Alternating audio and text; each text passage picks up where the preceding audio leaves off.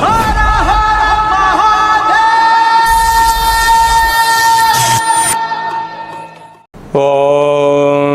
నమః శివాయ. ఓం నమో నారాయణాయ. నరదృష్టి నివారణ కాల భైరవాయ నమో నమః. హరి ఓం. మా ఛానల్కి స్వాగతం. చూస్తున్న వీక్షకులకు ప్రేక్షకులకు ప్రియ కాల భైరవ భగవద్బంధులకి స్వాగతం పలుకుతూ మమ్మల్ని ఎంతగానో ఆదరిస్తూ ఉండబడినటువంటి ప్రియ సోదర సోదరీమణులకు జ్యోతిష్య అభిమానులకు సనాతన ధర్మ సంరక్షణ అందరికీ కూడా వైశాఖ మాస పూర్ణిమ శుభాకాంక్షలు. విశేషమైనటువంటి ఈ వైశాఖ మాసంలో పూర్ణిమ గగనంలో ఆకాశంలో ఎంత వెలుగు ప్రసాదిస్తుందో అలాగనే శ్రీ లక్ష్మీ సమేత నవనారసింహ స్వామికి ఆశీస్సులు అందరిపైన ఉండాలని అందరినీ చల్లగా చూడాలని కోరుకుంటూ మనసారా ఆశీర్వచనం. ద్వాదశ రాశుల్లో గ్రహ గమనాలు వీక్షింపచేద్దాం. 1/5/2026 నుండి 15/5/2026 వరకు ద్వాదశ రాశిలో గ్రహ గమనాలు వీక్షింపచేద్దాం.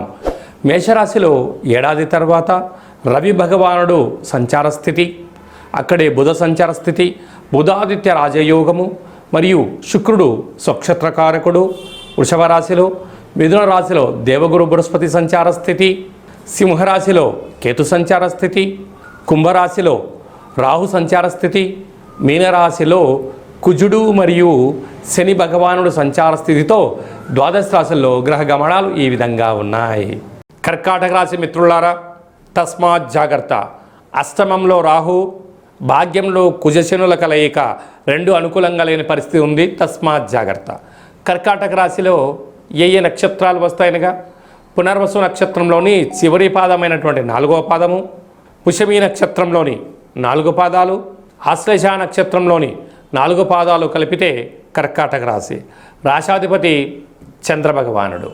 వీరికి విశేషంగా ధనావాకు కుటుంబ స్థానంలో కేతు సంచారం చేయడం, విశేషంగా అష్టమంలో రాహు, భాగ్యంలో కుజశనుల యొక్క సంచార స్థితి చాలా అనుకూలంగా లేదు అని చెప్పి గమనించగలగాలి.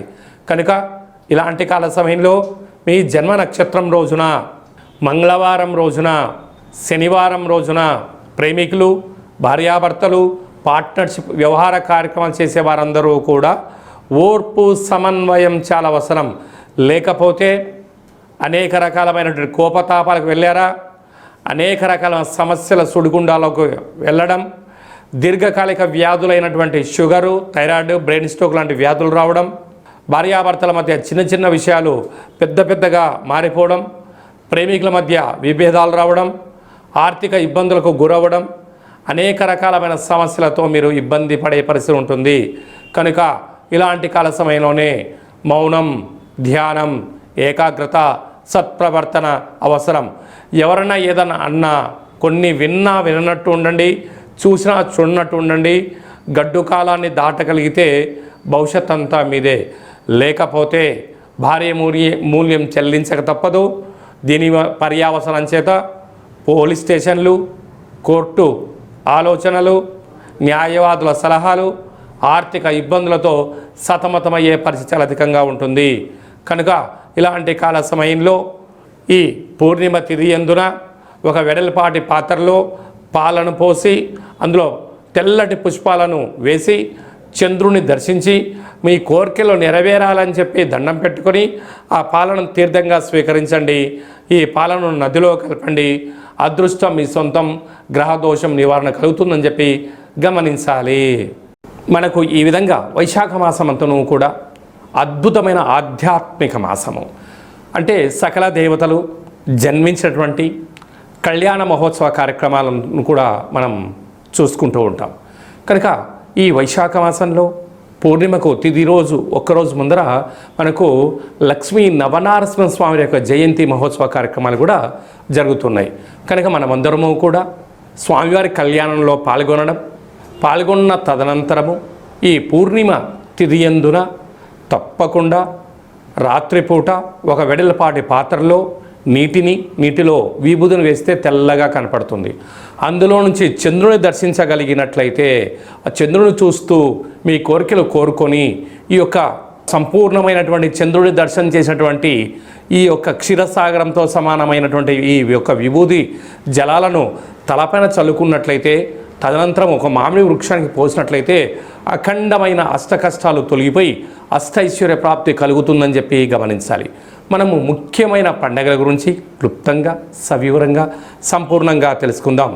1వ తారీఖు మే నెల 2026వ సంవత్సరము వైశాఖ మాస పూర్ణిమ, స్వాతి నక్షత్రంతో కూడుకున్న పూర్ణిమ సందర్భంగా సంపూర్ణమైనటువంటి లక్ష్మీదేవి కటాక్షం కోసం చేసేటువంటి పూజా కార్యక్రమం.